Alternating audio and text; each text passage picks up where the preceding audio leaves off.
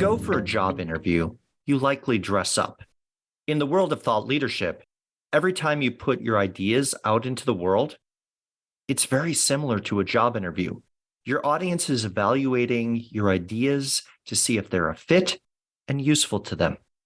So, how do you package and present your ideas so that they're received in the best possible way? Today, I want to talk about a framework that I frequently use. It's called the Comfortable Corners of Thought Leadership. And in today's episode, I'm going to walk through the framework and explore it with you. By the end of the episode, you'll have a new way to think about how to create thought leadership offerings, as well as how your audience consumes them. We'll put a link to the visual for the framework in the show notes so that you can see what I'm talking about. I'm Bill Sherman, and you're listening to Leveraging Thought Leadership. Ready? Let's begin. When I work with people who practice thought leadership, I've seen a pattern.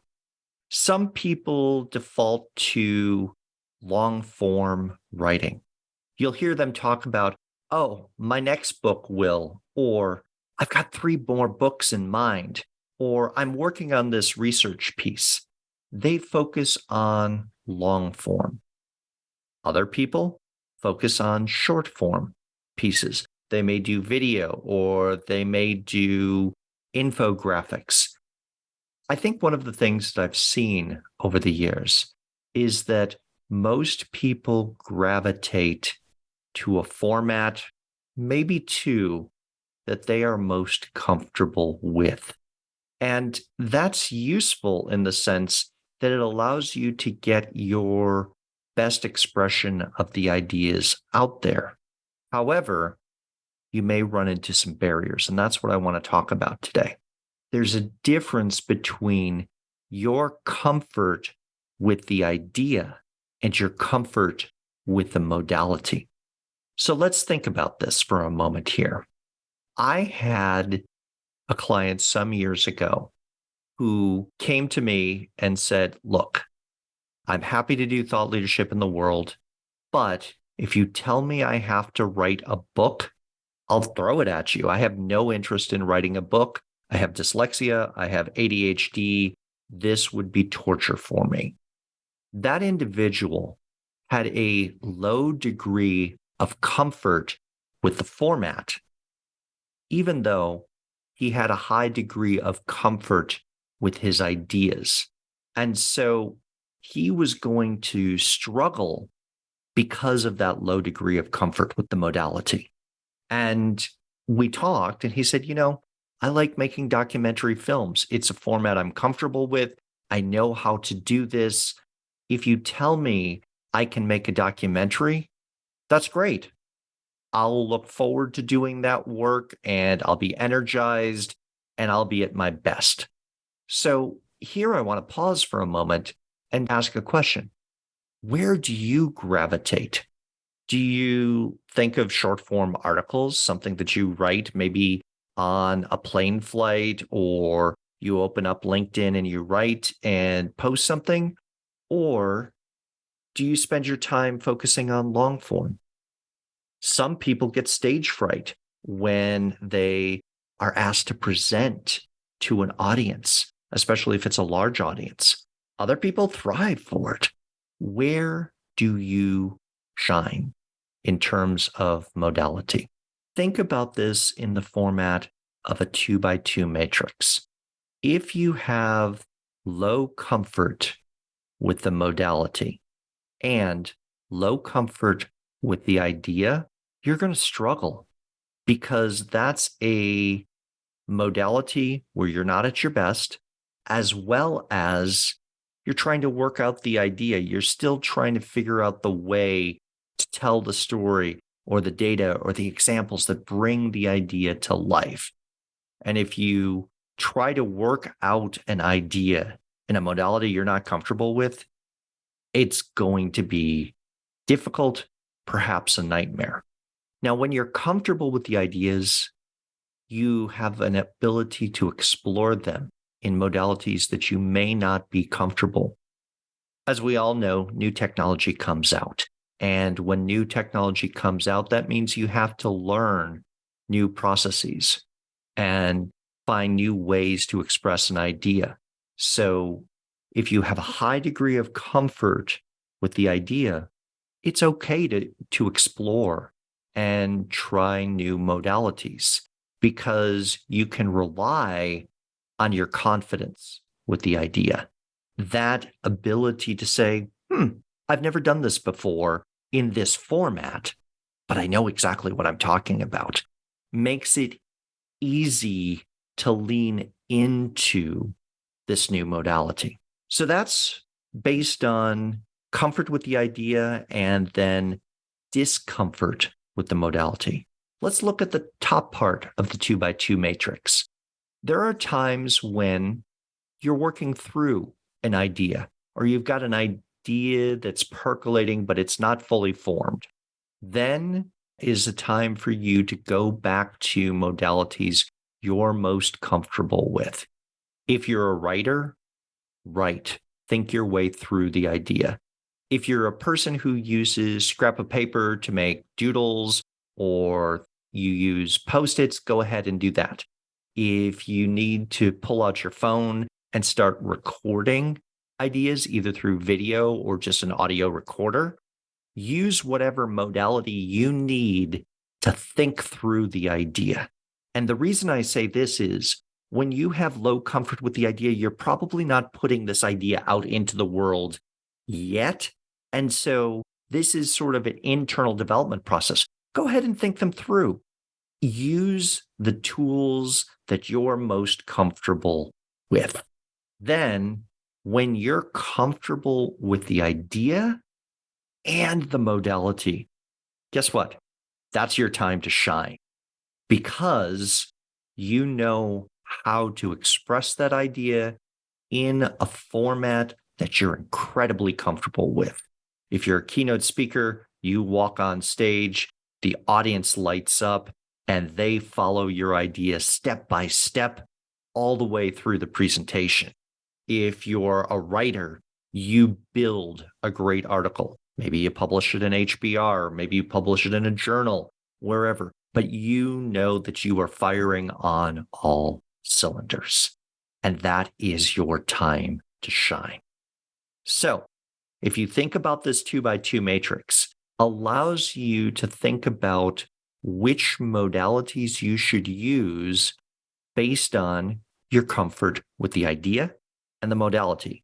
Because if you choose the wrong box, you may struggle when you should be shining, or you may be using an exploration when you need to rely on a modality that'll help you think better. So, as I mentioned, this framework will be in the show notes. Take a look at this. And when we come back from the break, we'll flip this and we'll look at it from the side of the audience. If you're enjoying this episode of Leveraging Thought Leadership, please make sure to subscribe. If you'd like to help spread the word about our podcast, please leave a 5-star review at ratethispodcast.com/LTL and share it with your friends. We're available on Apple Podcasts and on all major listening apps, as well as thoughtleadership.com/podcasts.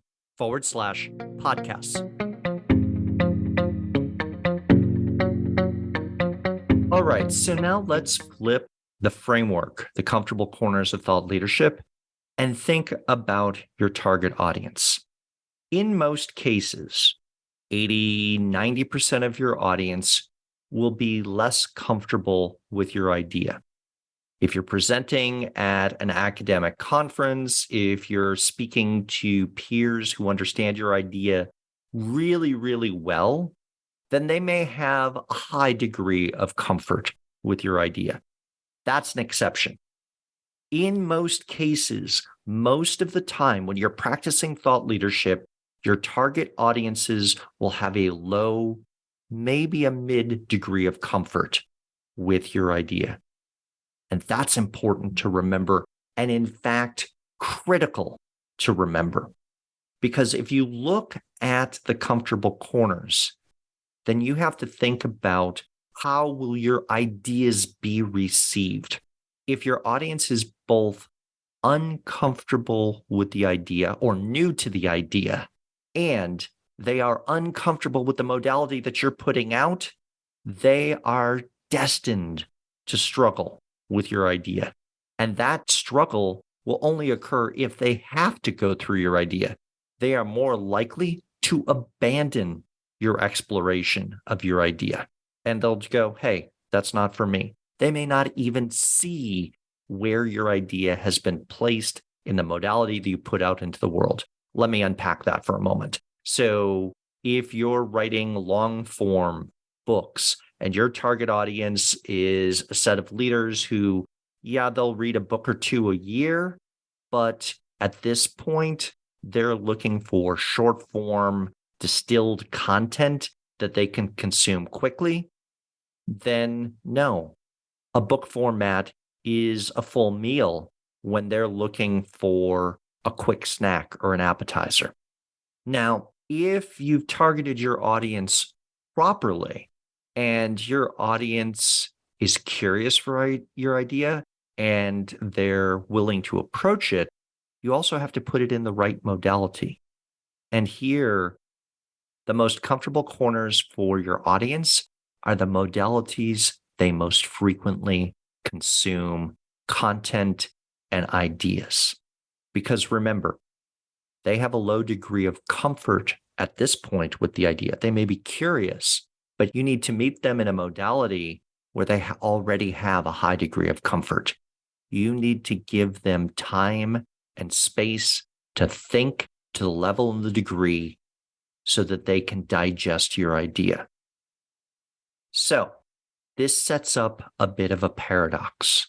If you focus solely on your comfort with the idea and your comfort with the modality, and you approach it and say, hey, I want to shine. I want to work with ideas I'm comfortable with and produce content in modalities I'm highly comfortable with, because that's me as a creator at my best.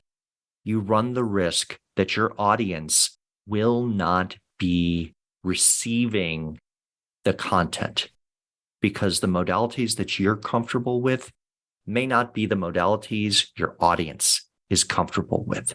And so you have to be willing as a creator to explore new modalities to be able to reach your audience. Otherwise, you wind up sitting in different comfortable corners and never communicating thought leadership.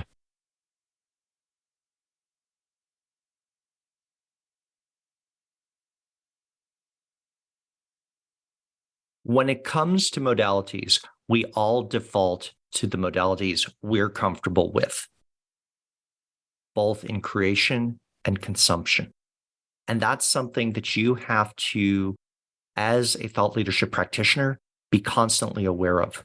Where is your comfort zone and how do you stretch yourself to new modalities?